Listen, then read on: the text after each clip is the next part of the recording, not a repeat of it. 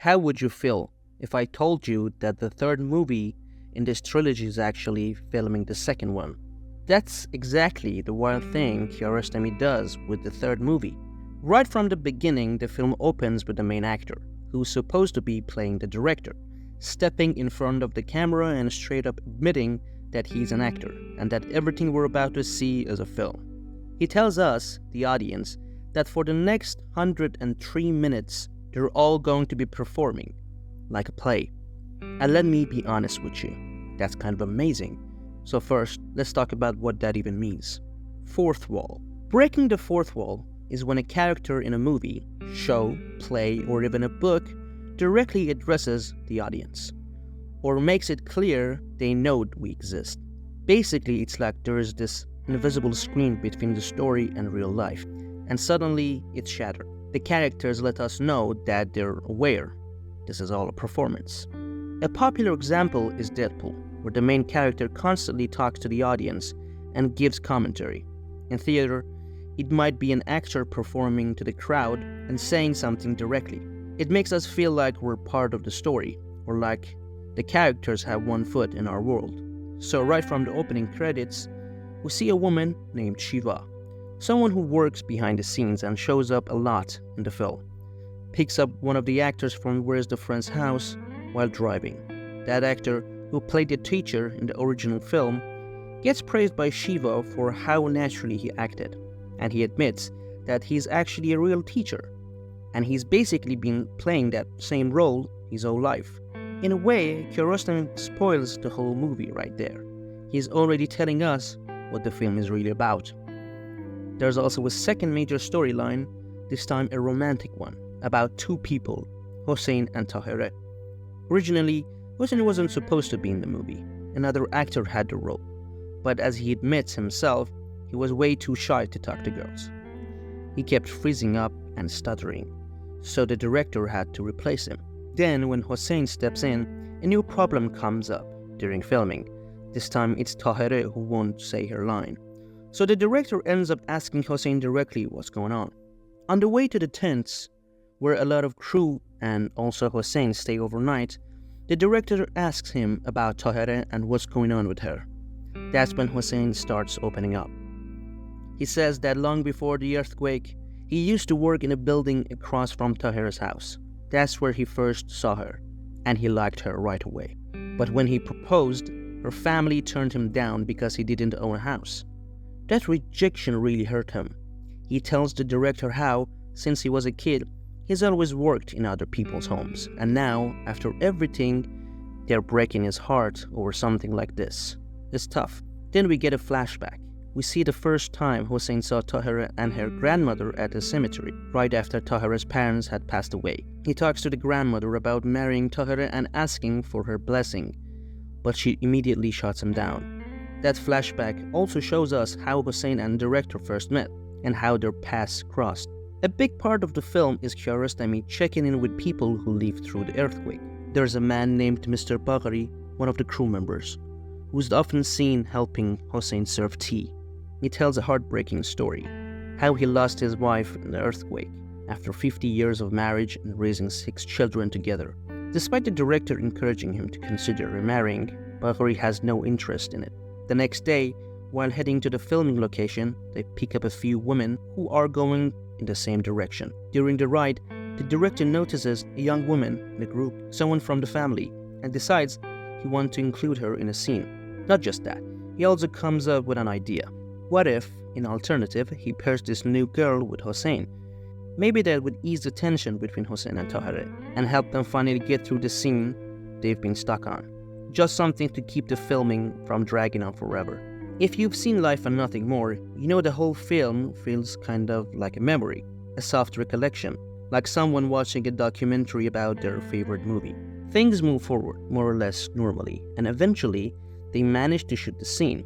But in the moments when filming stops, whether it's technical issues or waiting for setup, Hossein keeps using every chance he gets to talk to Tahireh. He keeps trying to convince her to marry him. And it's really interesting. The film builds up this gentle kind of suspense. You find yourself hoping, just like Hossein, that she'll finally say yes. There's even a scene where Tahireh is flipping through a book, and you're just waiting for her to turn the page and somehow, in that small moment, give her answer. At this point, Kiarostami chooses not to show us Tahira's face clearly. But for an Iranian audience, this kind of character is instantly recognizable. It's the archetype of the bride, the woman whose love must be earned through trials. Hossein even gave up his construction work for her. He swore he'd never do it again, even though it's the only job he's known since childhood. That's how seriously he took his promise. There's a recurring issue during filming. Tahira doesn't deliver her line the way the director wants. He wants her to call Hossein the way a wife might call her husband. But after a few failed takes, Hossein steps in and explains something important, that Tahira has been saying the line correctly, just in the way a woman from that region would say it. And maybe that's actually the moment Tahira gives Hossein her answer. Not the way he expected, but in her own voice, on her own terms. Eventually, filming wraps up. Hossein and Tahira finish their parts, and their connection to the film is severed. After the shoot ends, there's a bit of chaos among the crew, some arguing over who gets to use which car. In the middle of all this, Tahira decides to just walk home instead.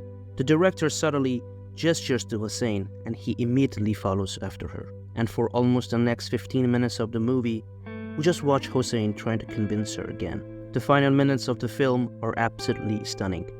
There's this long, lingering wide shot, just Hossein and Tahira, walking through the olive trees, far from our view. We can't quite hear what's being said. We never get a clear answer from Tahira. But then we see Hossein's reaction, and the music starts to play, and somehow, that's all we need to know. It's kind of wild. This is the first time I've seen a film that's simultaneously filming itself in its own prequel.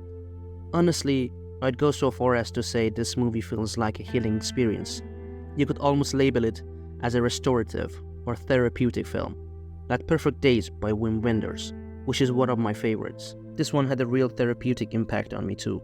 Because of its strange, postmodern structure, this film tells its story in a way where the viewer isn't just passively watching. It's like you were sitting right next to the director, watching the movie unfold in real time. The story reveals itself not through a tight script, but through a kind of improvisation.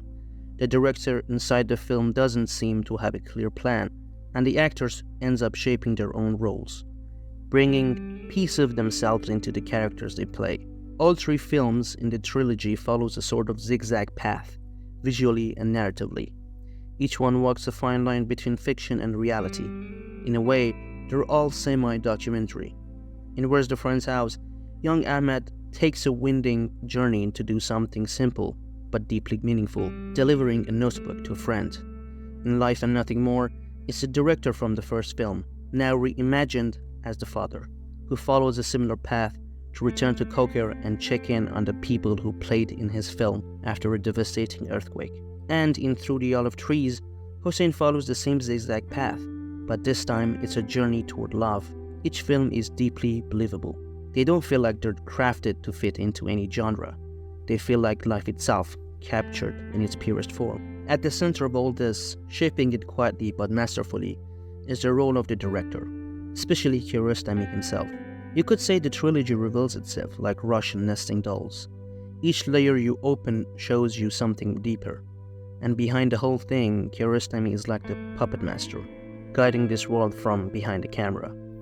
A world not made to manipulate your emotions, but one that's built entirely on love, honesty, and connection.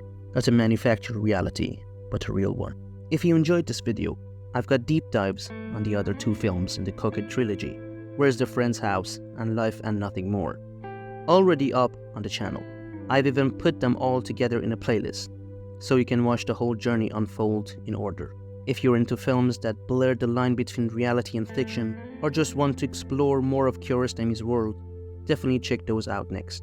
And if you want to see more essays like this, hitting subscribe is the best way to keep in touch. Thanks for watching, and I'll see you in the next one.